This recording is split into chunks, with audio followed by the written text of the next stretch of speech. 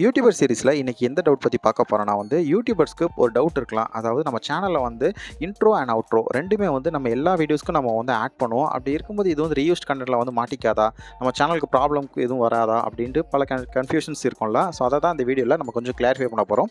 நீங்கள் ஒரு யூடியூபர் இருந்தால் இந்த வீடியோ ஸ்கிப் பண்ணாதீங்க. ஏன்னா உங்களுக்கான வீடியோ தான் இது. சின்ன சின்ன இன்ஃபர்மேஷன் கூட கண்டிப்பாக உங்களுக்கு ஒரு ஹெல்ப்ஃபுல்லாக இருக்கலாம்.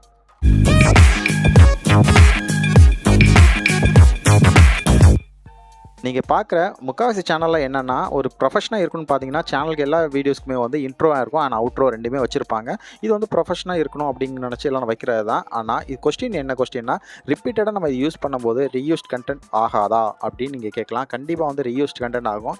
ஏன்னா நம்ம ரிப்பீட்டடாக ஒரே இது நம்ம திறந்து வைக்கும்போது கண்டிப்பாக அது ரீயூஸ்ட்டில் மாட்டோம். ஆனால் யூடியூப் சைட்லேருந்து என்ன சொல்லியிருக்காங்கன்னா நீங்கள் இன்ட்ரோ அண்ட் அவுட்ரோ ரெண்டுமே வச்சுக்கலாம். பட் எங்கள் சைட்லேருந்து பாலிசி வயலேட் பண்ணுற மாதிரி எந்த ஒரு இதுவுமே நாங்கள் வைக்கல அப்படிங்கிற மாதிரி சொல்கிறாங்க. ஆனால் நான் சப்ஸ்கிரைபருக்கு சொல்கிற ஒரே விஷயம் என்னென்னா, நீங்கள் ரீயூஸ்டு கண்டென்ட் மாட்டிச்சுன்னா உங்கள் சேனலை அகைன் அதில் கொண்டு வரது ரொம்ப பெரிய கஷ்டம். அதனால் நீங்கள் இன்ட்ரோ அண்ட் அவுட்ரோ வைக்க வேண்டாம்னு சொல்லலை. பட் இன்ட்ரோமே உங்கள் சேனல் ஸ்டார்ட் பண்ணும்போது நீங்கள் வைக்காதீங்க.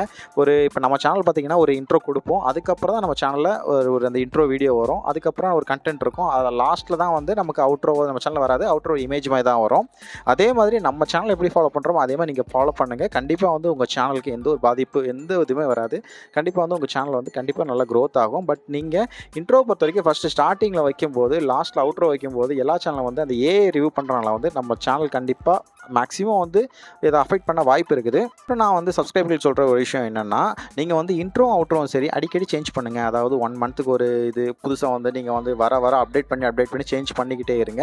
நீங்கள் இன்றைக்கி ஒரு இன்ட்ரோ வச்சிங்கன்னா ஒரு வருஷத்து ஃபுல்லாக அந்த இன்ட்ரோவை நீங்கள் ஃபாலோ பண்ணாதீங்க. அதுவுமே உங்களுக்கு டேஞ்சரான விஷயம் தான்.